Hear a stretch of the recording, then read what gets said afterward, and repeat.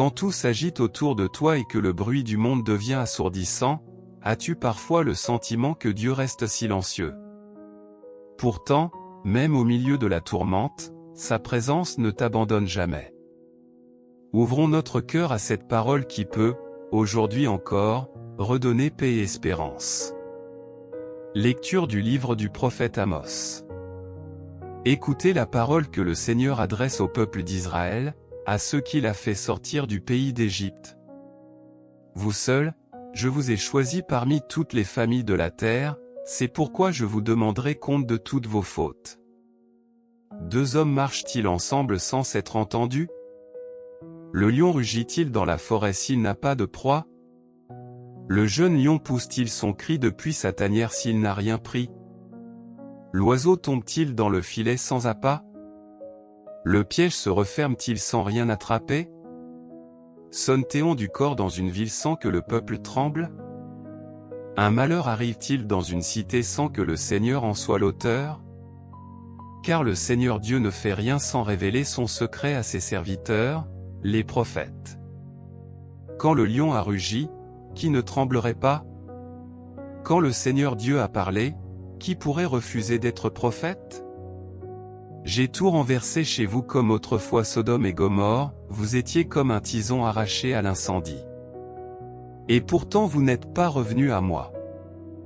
Oracle du Seigneur.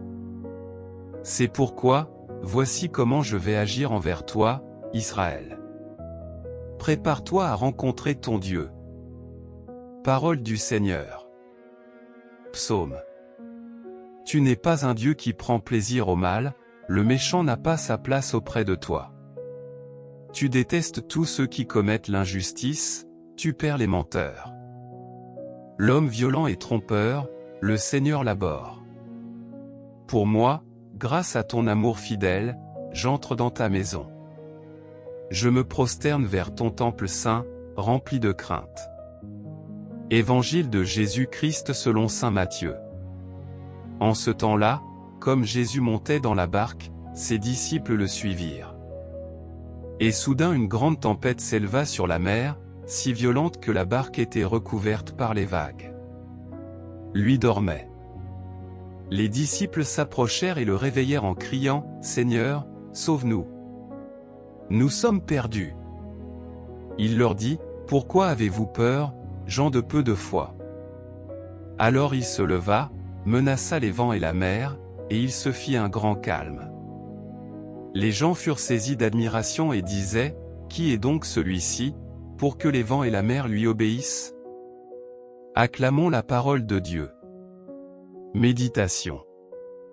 Chers frères et sœurs, une image nous marque particulièrement après ces lectures, celle de la barque secouée par la tempête.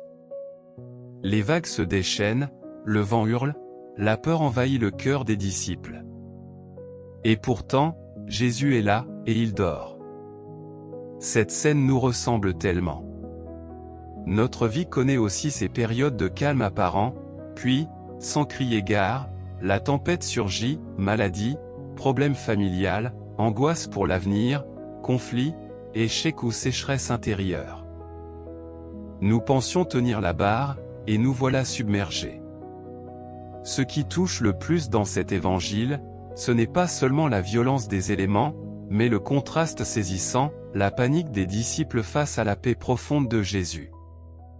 Eux sont terrifiés, lui reposent en toute confiance en son Père. Combien de fois vivons-nous la même chose? Nous prions, nous supplions, et nous avons l'impression que Dieu ne répond pas, qu'il dort. Nous voudrions une intervention rapide, spectaculaire. Mais il semble silencieux. Pourtant, l'Évangile nous le rappelle avec force, même lorsqu'il paraît absent, Jésus est dans la barque. Il n'a pas quitté ses amis. Il traverse avec eux la même mer agitée. Le prophète Amos vient éclairer cette réalité. Dieu parle à un peuple qu'il a choisi par amour, un peuple qui s'est éloigné de lui. Ces paroles peuvent sembler sévères, mais elles sont celles d'un père blessé qui refuse de perdre ses enfants. Il avertit parce qu'il veut sauver. Et cette question reste gravée, quand le Seigneur Dieu a parlé, qui refuserait d'être prophète? La parole de Dieu n'est jamais neutre. Quand elle retentit, elle nous appelle à la conversion, à changer ce qui doit l'être. Il y a les tempêtes extérieures, visibles de tous, et les tempêtes intérieures, souvent plus dangereuses encore, l'inquiétude qui ronge, le découragement qui s'installe, la colère entretenue, les blessures non pardonnées, les compromis qui nous éloignent peu à peu du Seigneur. À l'extérieur tout semble normal, mais au-dedans la mer est démontée. C'est précisément là que Jésus veut venir. Les disciples ont cette prière si simple et si belle, « Seigneur, sauve-nous ». Un cri du cœur, sans discours, juste l'aveu de leur détresse et de leur besoin de lui. Le Seigneur n'est pas fâché qu'il les réveille. Il accueille leur peur et veut surtout transformer leur regard. Pourquoi cette peur, homme de peu de foi? La vraie foi ne supprime pas les tempêtes. Elle ne promet pas une vie sans vagues. Elle consiste à traverser les épreuves avec Jésus. Et cette présence change tout, même si les circonstances ne s'apaisent pas immédiatement, une paix nouvelle peut naître au cœur de l'épreuve. Les premiers martyrs de l'Église de Rome en sont de puissants témoins. Ils ont connu des tempêtes terribles, persécutions, tortures, morts.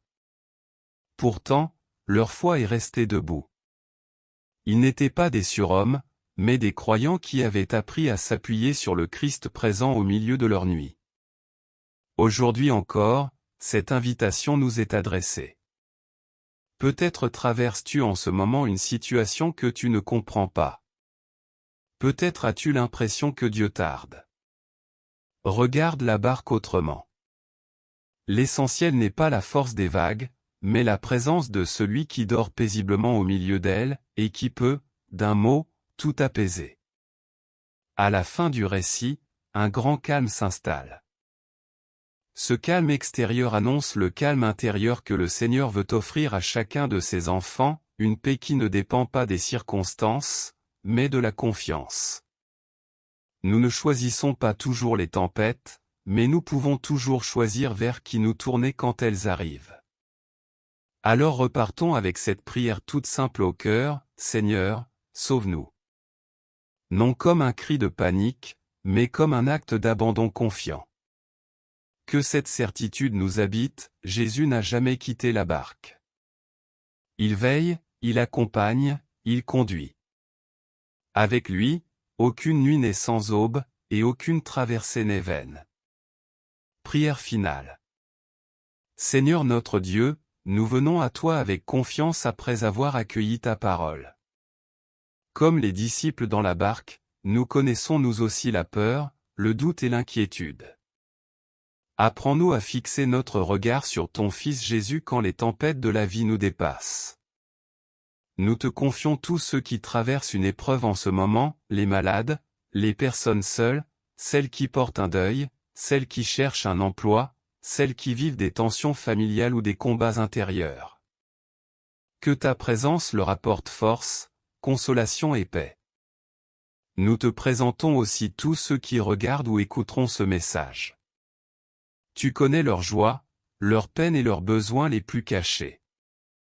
Donne-leur de découvrir que tu ne les abandonnes jamais et que tu demeures avec eux. Nous te confions les intentions déposées dans les commentaires, les souffrances silencieuses, les familles, les enfants, les personnes âgées.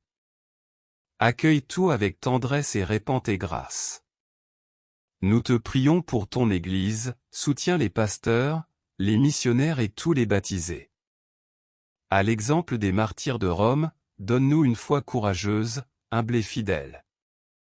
Seigneur, quand le vent se lève dans nos vies, apprends-nous à nous tourner vers toi. Que ta présence apaise nos cœurs et que ton amour nous guide chaque jour sur le chemin de l'espérance. Entre tes mains nous remettons notre vie et tous ceux que nous aimons. Amen.